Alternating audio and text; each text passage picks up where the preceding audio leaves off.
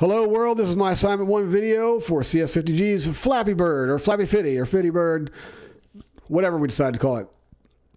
Instructions are as follows: randomize the gaps between the pipes, randomize the pipe intervals, award medals for certain scores, and create some sort of pause state illusion. I've done all that here, and I'll start with randomizing the pipe gaps and randomizing the pipe interval. It was basically like the same thing, except for different spots. So to randomize gaps, all I did was pull the gap variable from outside into a init. That way I could access math random, and I assign it a number, some random number between 75 and 90.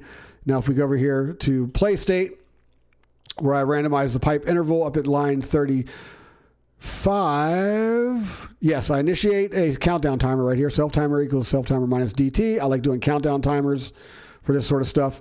Once the timer hits 0, we're going to print some pipe pairs, boom, boom, boom, and then we're going to reset the timer also to some random number between 2 and 4. Hence the illusion of random gaps and random pipe intervals. Now if we go over to the score state, I have some variables here that contain fabulous prizes. And if you go down here, the only way you can see what they are is if, well, if you score less than 5, then you don't get nothing. Oof, no medal. But if you score between 5 and 9, it'll print bronze. Between 10 and 19, you get a silver. And if you get 20 points or more, you get a gold medal. And now, let's go over here to back to the play state, because this is the part that caused me hours and hours of frustration, days of frustration.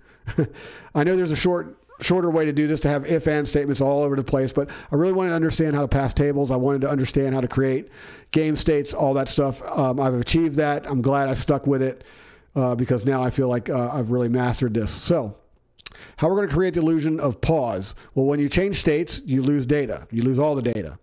We're not going to do that, because what we're going to do is in play state, when you push P, we're going to switch over to the pause state. And when we go to the pause state, we're going to drag the only information that we care about into that pause state, which is score, bird, pipe pairs, and we want the timer so that we don't continue printing pipes.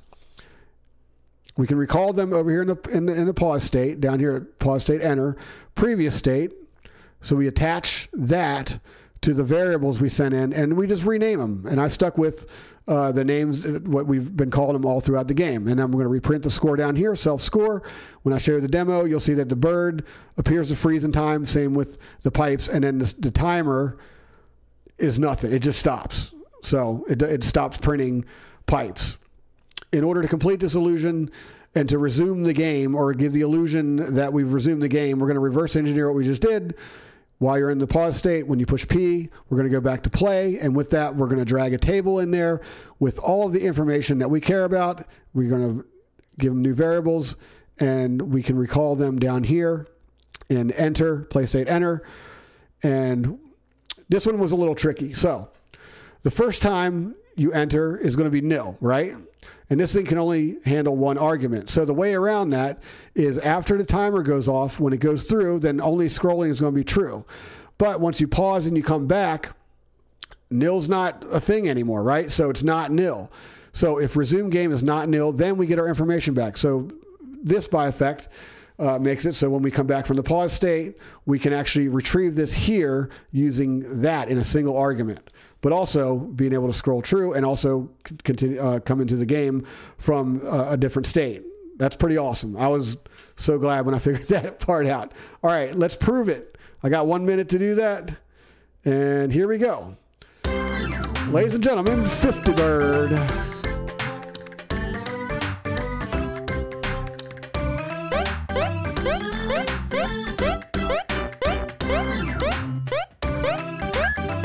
All right, there's variation in the printing,